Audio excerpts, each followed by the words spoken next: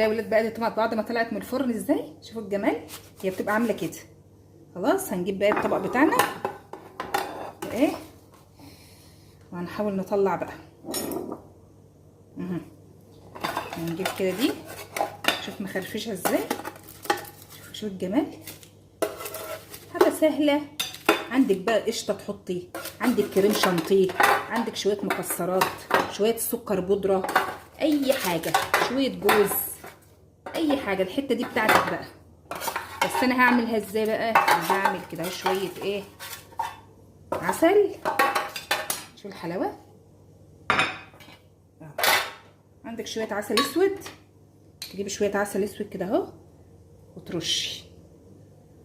العيال هتحبها قوي، مخرفشه وجميله قوي اهو. تفحه، حاجه كده اقتصاديه. ما عادتش معاكي 3 دقايق في الفرن. خليكي واقفه جنبها علشان ما تتحرقش منك. بس كده اهو. مالها بقى؟ تفحه جميله جدا. متنسوش بقى تعملوا لنا لايك للقناه وتشتركوا في القناه كده عشان القناه تكبر بتاعتنا. ماشي، لا تسطروا اهو.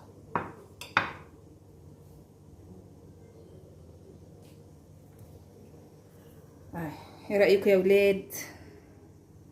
حطينا عليها شويه عسل اسود، جميله جدا.